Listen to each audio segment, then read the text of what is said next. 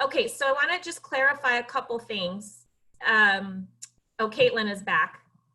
Okay, hi Caitlin. We have Patricia on. Hi Patricia, sorry for all the mess. That's okay.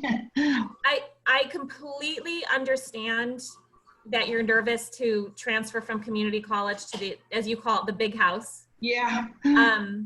My husband, who is older, is also thinking about going back to school, and I get it, but I want to assure you that we have lots of non-traditional students. That's one of the things that makes, I think, our university a top-notch university. We have older students specifically in aging studies. Now let me clarify, aging studies is not a major on our campus, it's a minor. Okay. So we need to find a major for you that will complement your research interests, and then definitely encourage you to do the minor. We also do, and this is thinking ahead, have a master's program. And in the minor and in the master's program, most of our students, so you know, are non-traditional, or I'd say half. We have students who have been in their 70s. I think we have a student, Caitlin, who's in her 80s. Is that, no, her 80s. She just turned 80. Okay. We have lots of students who are middle-aged, like yourself. And so our program is really designed to be nurturing, multidisciplinary, and very supportive of non-traditional students, because that is the whole premise of gerontology, right? Is to be advocates for ourselves and others. I feel like I would have the necessary empathy, you know, if I go into that field, because I'm from that field. And that is not something for you to undermine or see as a limitation in any way.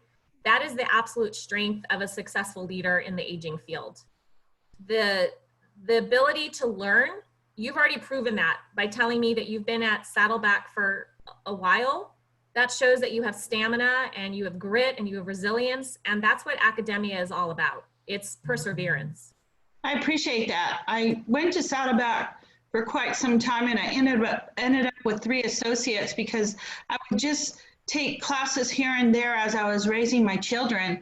So once they became college age and they went off and left the nest, then now I'm left to do what I wanted to do for myself as a priority.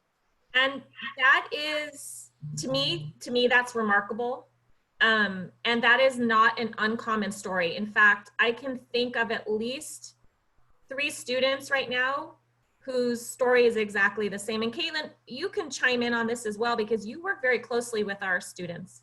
Yep, I am the graduate assistant for the Aging Studies academic program, and I do a lot of tutoring and recruitment and help with students as they transition from associate degrees to minors, and then eventually, hopefully, master's degrees. So yeah, we have lots and lots of non-traditional students, and I think that it's a strength of the program that we have so many non-traditional students, because it's diversity. It's what's needed to be able to care for older adults, because older adults are not homogenous. It's not a homogenous group. Yeah, and being from the boomer generation, which is very expensive, I just feel like there's going to be a lot of opportunity if I go this route. Absolutely. Absolutely.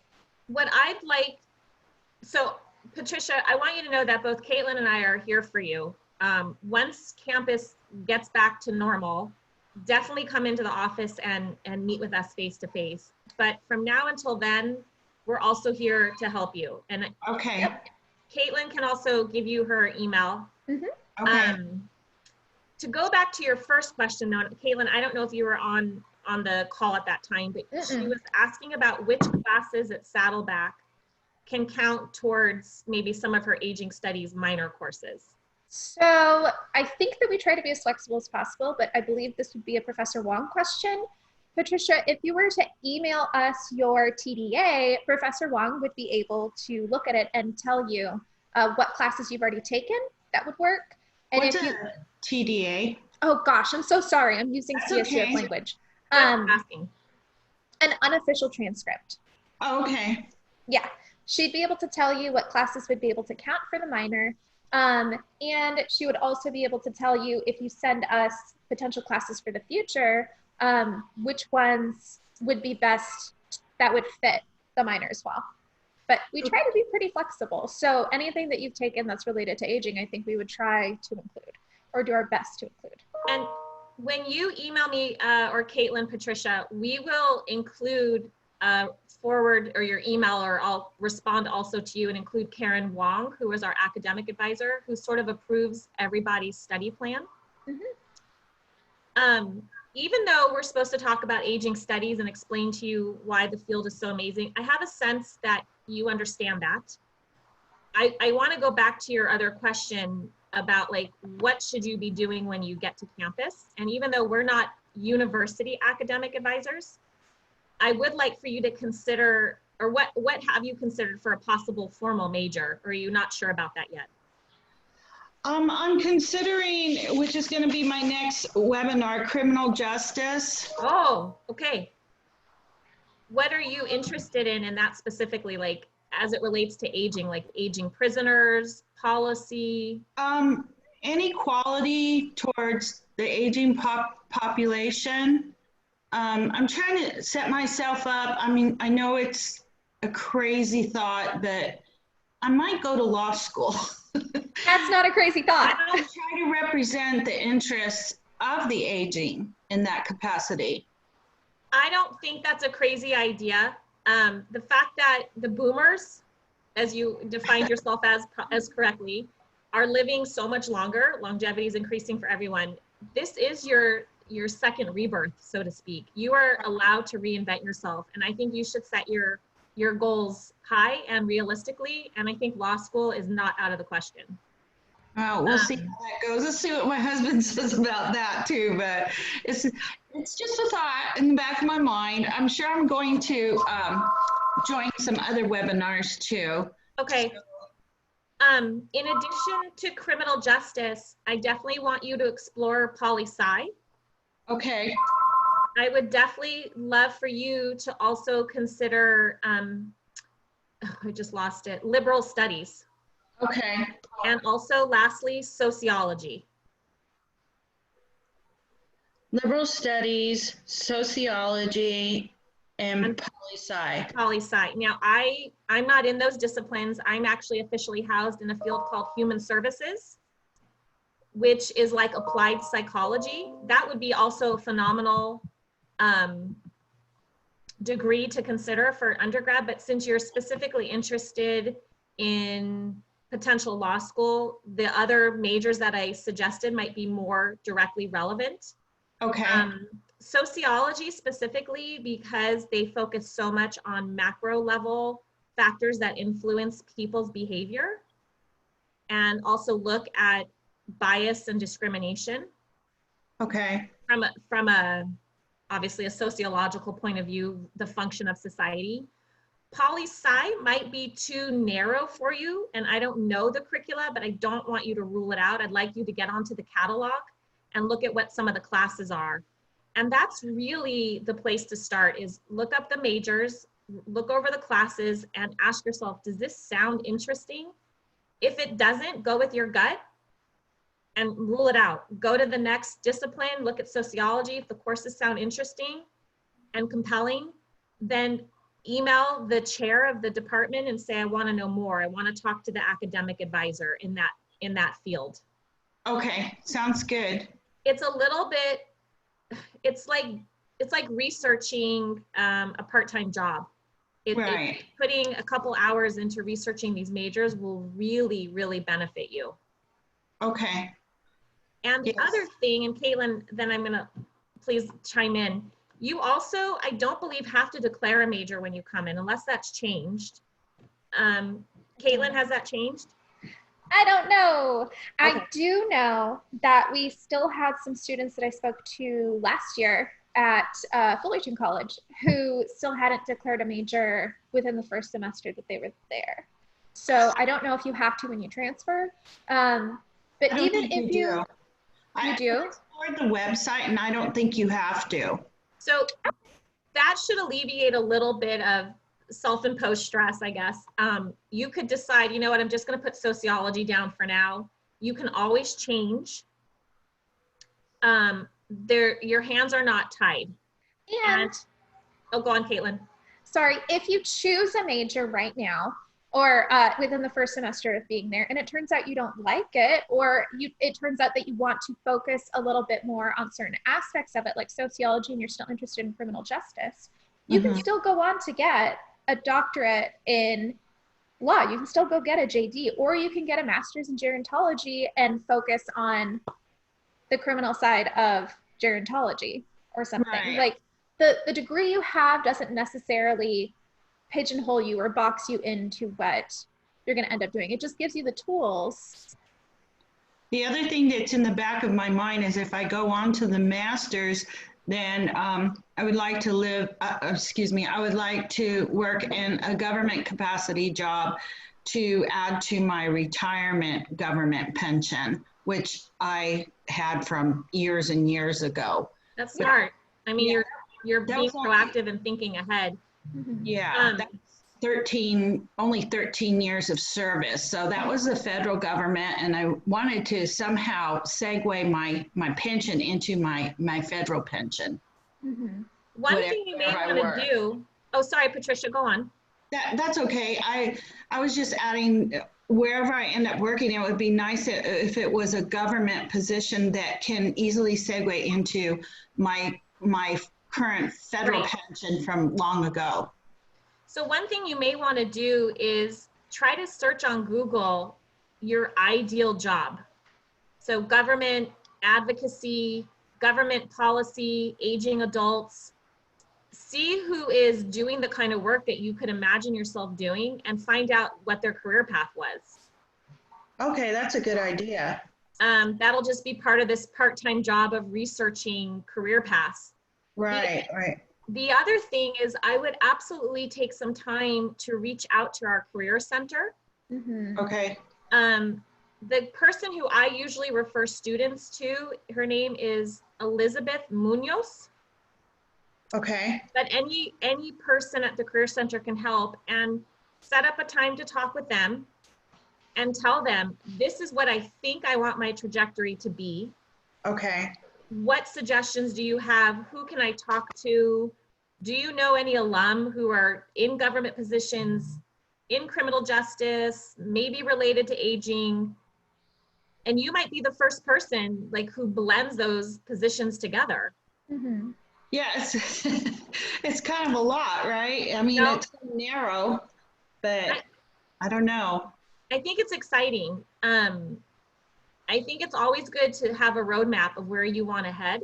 And as Caitlin said, I want to reiterate, you could pick arts as a major and still go on to law school, because essentially you have to have the prereqs.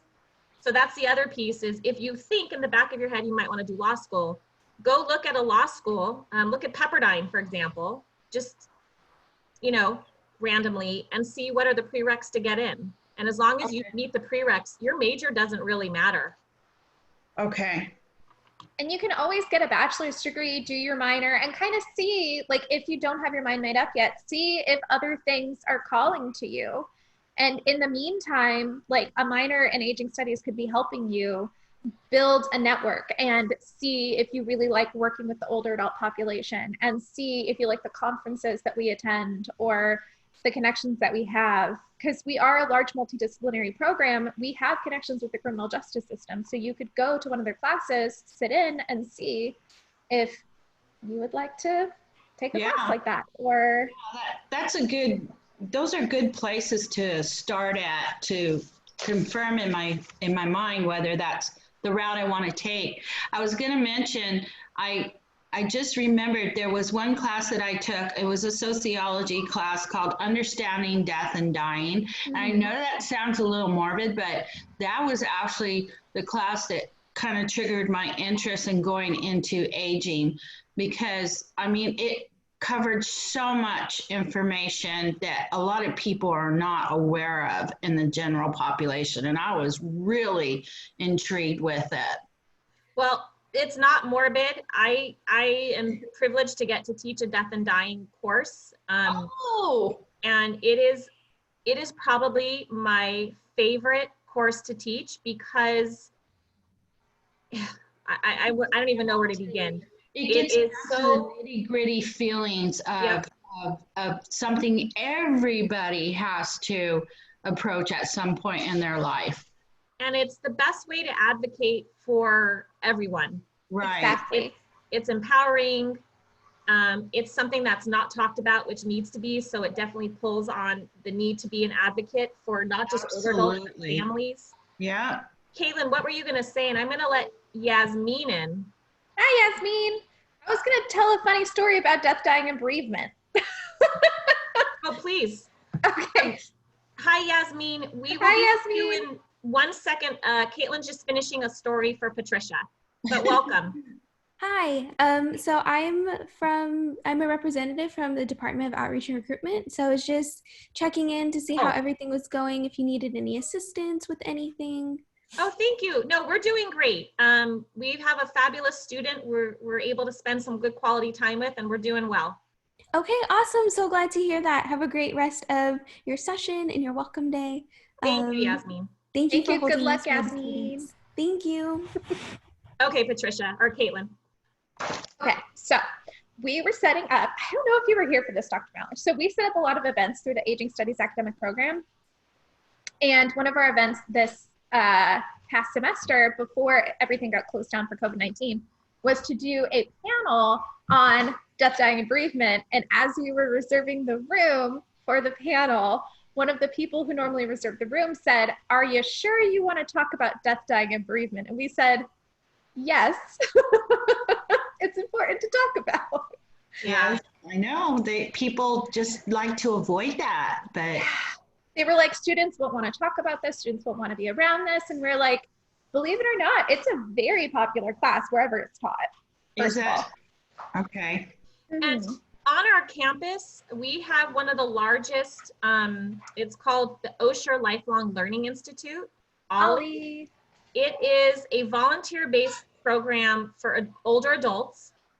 They can come to campus to socialize. They can take stateside classes, like they can sit in on my class, but they also have their own classes run by volunteers. Mm-hmm. And some of the participants there have a session called Death Cafe. Oh yeah, death cafes. Yeah, and since you're interested in law school, one thing you may be interested in doing is separate from the criminal justice side. It may just being an elder law attorney and being an advocate for older adults who are experiencing financial fraud, who need, their paperwork done to preserve their conservatorship. I mean, there's lots of ways to integrate aging. Because it is so multidisciplinary, it needs really to be infused into every discipline. Can I ask you, Melanie, what was the acronym that you said? OLLI, O-L-L-I, and it stands for Osher Lifelong Learning Institute. Osher Lifelong Learning Institute. And you can find it on the Cal State Fullerton website. If you go to the search box, you can type in OLLI. Okay. It is such a phenomenal program for older adults, but the benefit of having them on our campus, and they're on many CSU campuses, is we get to integrate them into our learning. So they come and do panels for classes, they're involved in research. Our program puts on a yearly event called Jarapalooza. It's a fun fair, and they come and dance. They do a flash mob, and I'm pretty certain, because this is the cream of the crop of older adults, there is probably an OLLI member who is a lawyer, or was a recent lawyer, or retired lawyer. And I'm sure we could even team you up with that person if you want to learn more about, your options there as well.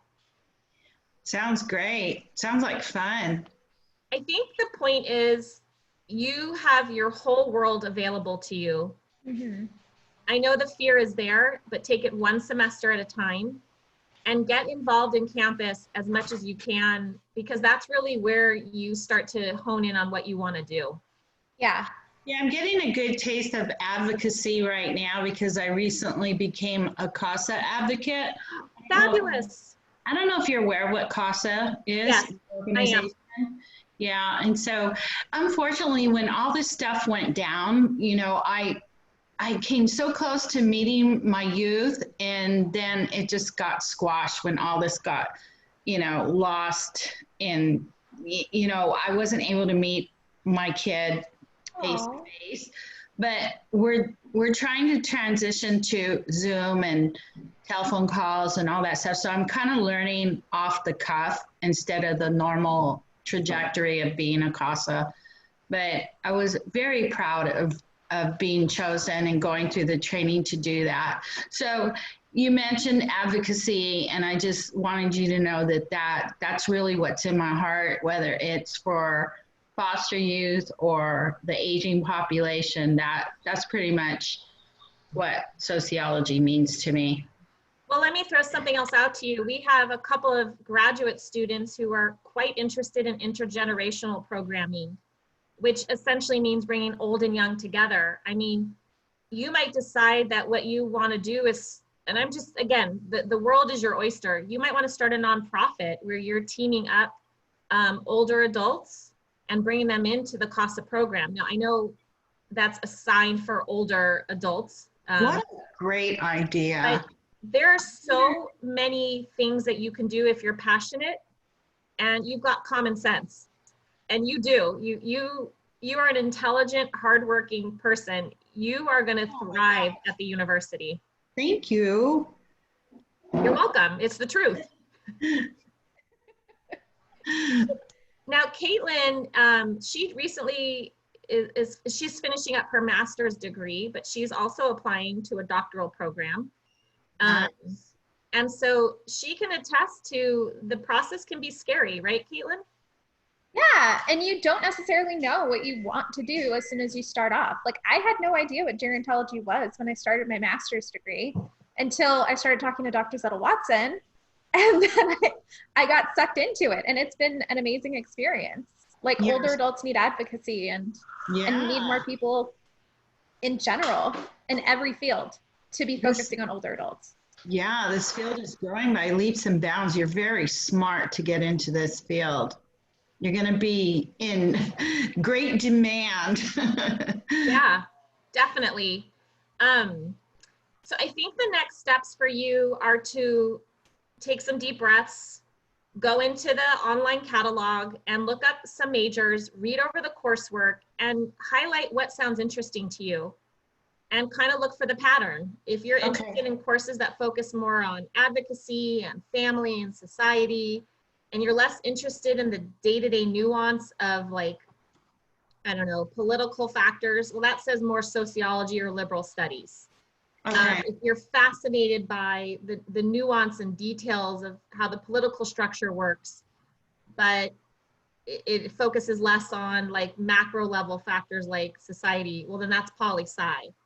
And I think in liberal studies, I don't know enough about the major, but I think there's a way to create your own kind of discipline coursework. Is that true? Caitlin, do you know? I have not taken liberal studies. Mike right now, because he's a lib studies student, but. Yeah, I think there's a way that you sort of create your own major, but don't hold me to that. They might have changed that since I've been on the campus for forever now. One thing I'll also just throw out, I mentioned to you that I'm in human services, and that's like applied psychology, but our focus, it's like a pre-social work degree. Mm-hmm. So that is, if you're interested in the mental health field, you're interested in advocacy from a mental health perspective, that's something also to consider. Not to overwhelm you, but I want you to know you have lots of choices. Criminal justice may be too narrow. So again, look at their coursework. Sociology may be too broad. So at some point too, you also just flip a coin and jump in. Because you're going to get a strong foundation no matter what. Exactly. Yeah, I think I have a pretty good foundation from Saddleback. Good. I took a variety of sociology classes.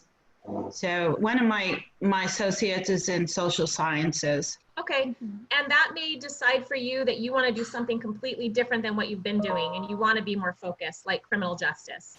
Right. So having a generalist background or having something more focused, both are fine approaches.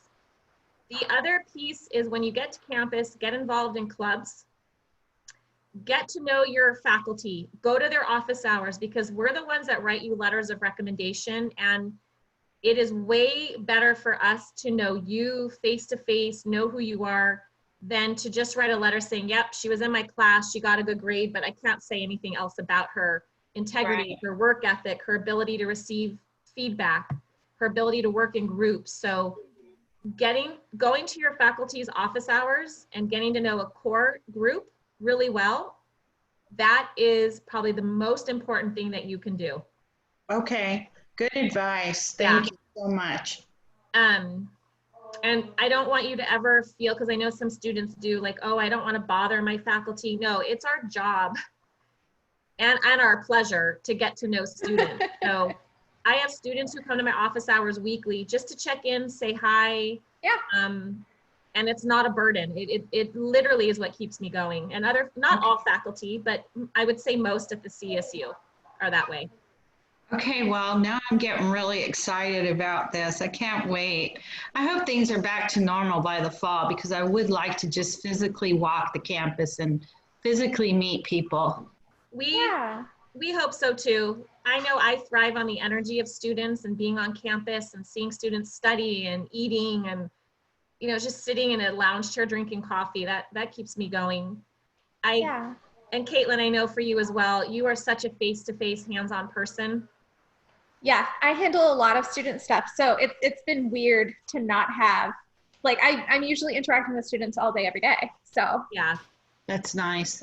And it's so sweet. I usually have like a little tea thing, and then we have some cookies like in the office, and then we hang out and we talk, and I help them with like conference papers. And that's nice, especially if it's old timers like us. A lot of times the young people don't want to hang out with us, but you know, we've got a lot to learn tons from to you. offer. Tons to offer, tons to learn. Yeah, exactly. Yeah. But if you are interested, would you like to be on our newsletter list? Do we have your contact information? Sure. I don't think we should hear it out loud because this is recording. Okay. She's going to email me, and then I will include you on the email, Caitlin. Perfect. So you'll have her email. We're thinking about doing so lots of our events got canceled because of COVID-19, but the Alzheimer's Association is talking about having an event on May 5th. So we're going to be sending an evite out to people for that, so that you can recognize the signs of Alzheimer's and like interact with some of our current students, master's students, as well as minors. So that might be good. That sounds good, because my mom has it. I'm so sorry. Well, it's not a funny thing, but yeah, I mean, unfortunately, it's a common thing. So she doesn't reside with me. She resides with my brother, but he has a lot of issues coming up that, you know, he often calls me about. So it's always good to know. Always good to know information like that. I'm sorry to hear that, Patricia. That's okay. But we can definitely include you on this discussion, and you can get some resources.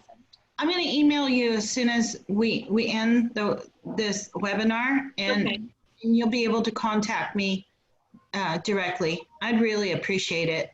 And I will contact you later today. When we get off this, I go on to another call, but I will be in touch with you, and I will get you Caitlin's info and also Karen Wong, the academic advisor. Okay. Caitlin had referenced in this webinar Dr. Laura Zettel-Watson. She is the chair of the program. You don't need to contact her unless you want to, but I wanted you to know who that was. Okay. Right, thanks, Dr. Mellers.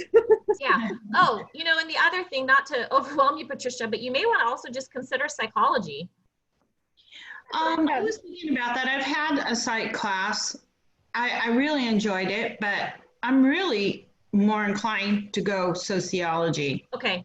So look at look at criminal justice, and then, you know what, check out human services also. It may be a little bit too clinically oriented, but don't rule it out yet. Okay, sounds great. Human services. What did you say, Caitlin? Go ahead. I'm so sorry. Human services really does prepare students for the master's in gerontology. That's all I'm saying. Yeah. It really does prepare students. So human services is pretty phenomenal. It just that usually prepares, it's, most students in human services want to be clinical therapists. Okay. So, but the coursework is phenomenal. I mean, we develop interpersonal skills, empathy, advocacy, but we focus a lot also on grant writing, program planning, and evaluation. So if you're kind of interested in administrative programming, nonprofit, but I'm sensing from you, criminal justice sociology might be the way to go, but only you know that after you've reviewed the catalog. Okay, sounds great. Yeah. I appreciate your time. Thank you so much. Thank you for your time, Patricia.